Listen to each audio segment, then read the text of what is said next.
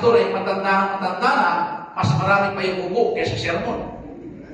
Hindi po maganda yun, di ba? Bali, kailangan talaga, lahat naman tayo tatanda. Yung mga bata yan, tatanda rin sila. Pero tandaan nyo, ang tumanda na meron pinagtanda, ibig sabihin may narating. So sa lahat na may puting po, pasabi, may narating ka na. May narating ka na. Di ba? It's biblical. May narating na tayo. Those who possess a gray hair, no, meron silang nagkatuan na. No? So ngayong umaga, pag-usapan po natin ang isang tema na hinanda natin para sa lahat. At alam ko po ay, are you ready? Nakanda mo ba kayo? Amen.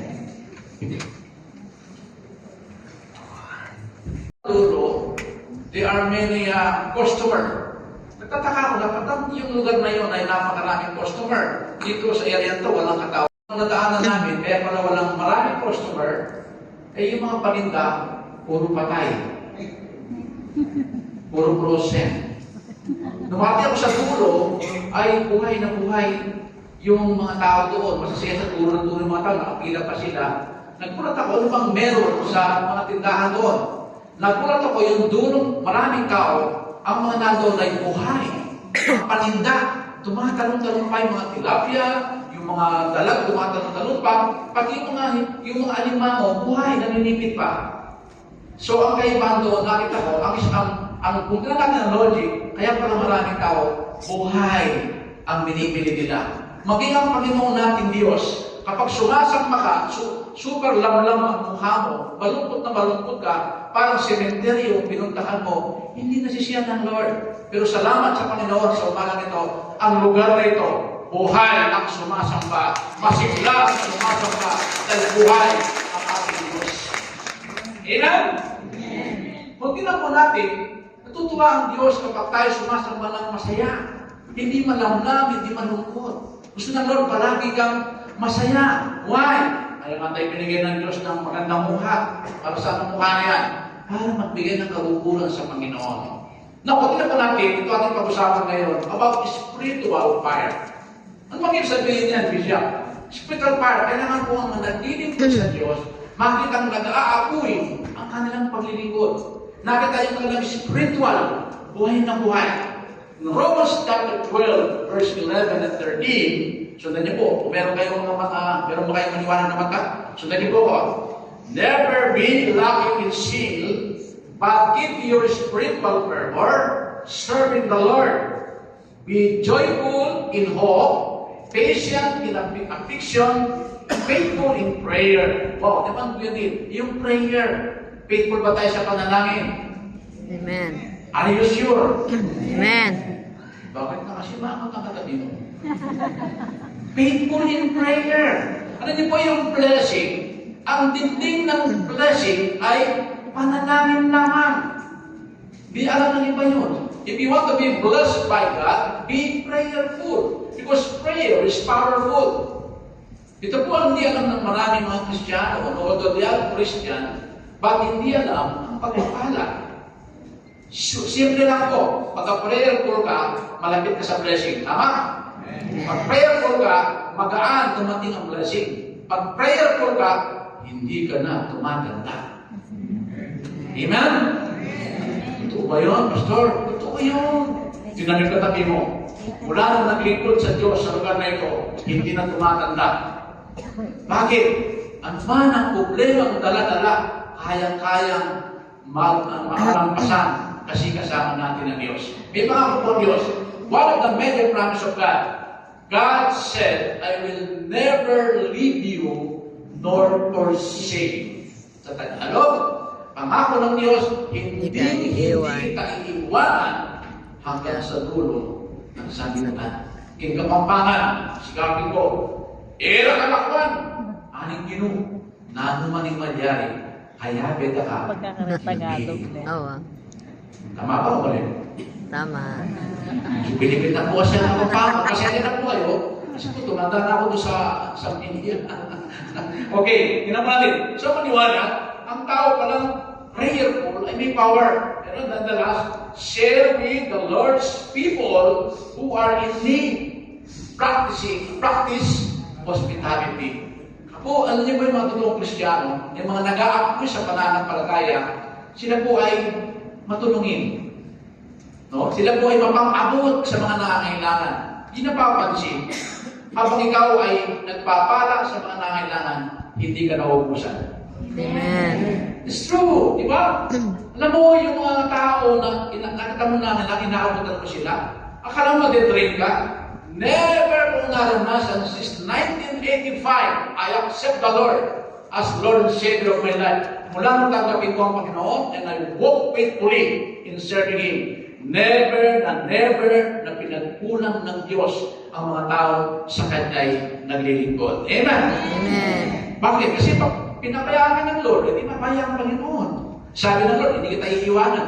Tapos, nawalan ka ng pera, nawalan ka ng pangkain. Paano na? Ito, hindi naman nagsisinungaling ang Diyos. Again, David, ito po is the best ng Lord. Kapag prayerful ka, ang Diyos, mahabang kamay niya. Iaabot ang pangangailangan mo. Mateo chapter 6, verse 8. Hindi ka pa humihingi, binibigyan na ng Diyos. Amen? Amen. Tandaan po ninyo. Prayer faith, ang gawin nyo. I repeat, prayer faith. Sabi nga pala tayo malakas, prayer faith. Prayer faith. Ulit natin. Prayer faith. Ano ibig sabihin nun? Sinisigaw mo yun? Pasiw? Hindi. Pananaming ginawa sa pananampalataya. Pananaming sobra ang pagsampalataya. Yan mo ibig sabihin doon. Pag matindi kang pananaming at talagang nandun lumuluhod ka sa pananaming, hindi po makatanggi ang Panginoon. James chapter 5, 15 and 16. Hindi makatanggi ang Diyos sa mga tao, matindi ang pananaming. Of course, spiritual power, paano po tayo mag-apoy sa paglilingkod sa Diyos? Baka meron dito, napipilitan na lamang. Meron mga Kristiyano ganun. Asal mo si Papa na paglilinggo, pero yung puso nandun naman sa malayo. Pumunta ako nagturo po sa Nueva Ecija, started there, a Bible study. Sanay po kasi ako mag-Bible study sa ilalim ng puno ng mangga. Ayun po nagsimula ang pansinaw. Kung naalala ko ng mga sinaw na rito, nung ako'y mag-awag ng Bible study sa pansinaw, sa ilalim po ng puno ng mangga, Kinamaripina. Wala pa ito, wala pa yung mga Christian just dito. Doon sa puno ng mangga magsimula. Nagsimula din ako na mag-start ng sa Nueva Ecija, nakapagdala ako ng dalawang simbahan, nakapagdala ako ng dalawang simbahan, sa puno ng mangga. Hanggang doon sa puso-puso, Antipolo, sa puno din ng mangga. Kaya ngayon, tinagapuan na, may mangga ako doon. Naglakad kami kanina pa uwi, may mangga pa rin ako. Talagang mahal na mahal ng Diyos ang iyong lingkod. Palaging may mangga. Amen. Amen? Amen. Kasi nagsimula tayo sa puno ng mangga. So kung tinaman natin, paano pa tayo lumago spiritual bilang paglilingkod sa Kanya? Apat lang po ito. Okay, nakita niyo ba yan? Number 1, develop spiritual discipline. Ano yung number 2? Kayo naman number 2 basa? Parang hindi kayo nag-breakfast. Ulit na natin. Number 2. Number 3. Punta sa Luneta, sabi ng mga members, di po nakapunta, pinapunta ng mga members, sabi ko, dalawang pan kayo, sige, pwede dalawang pan, punta kayo na Luneta. Tuwang-tuwa po sila. Sabi ng membro natin, "Hay, Pastor Mananastas, Pastor, ang galit talaga ni Evangelist gano'n-gano'n. Bakit naman na? Ang galit talaga ng Pastor na yun. Eh, ano sinabi? Wala akong naintindihan. So sometimes there are many Christians like that. Ang galing hamang-hama ka sa mga magagaling mag-English. They deliver fluent English, but the problem is hindi naintindihan. Ayaw ang Panginoon, if you study about Christology, the life of Christ, ang Panginoon magturo simple lang. Yung marunong, yung hindi marunong, hindi nag-aral, at konti lang kaalaman, naintindihan ang turo ng Panginoon during this earthly ministry. Simple magturo, Panginoon. Andun pa ba kayo? Amen. Nagtumbang sa kay Lord. Palakpak, tatlo ang langit. Diba, hindi makapalakpak kasi hindi na alam. Wala siya lang langit. Tatlong langit sa Bible. Explain ko po sa inyo yan. Biblical. Verse by verse, tatlong langit. Hindi lang isa, tatlo. Kilumpas ako ng langit, okay na. Pangalawang langit, okay pa rin. Pangatlong langit, mas magaling kung nandun ka. Nandun ang presensya ng ating Ama. Ang Diyos na nagbiga ng lahat ng bagay, ang Diyos na nagbigay ng buhay mo at lakas mo ngayon. Kaya ka nabubuhay sa habag at biyaya niya. Amen? Amen. So, maliwanag, connected ang spiritual church.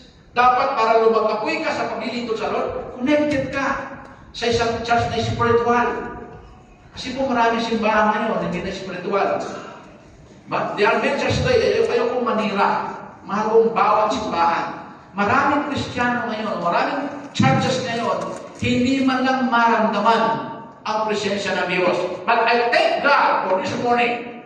In every services na ginagawa nito, ramdam natin buhay ang Diyos na nagmamahal po sa atin. Amen. Buhay. Luis, ating palapan yung mga taga San Luis.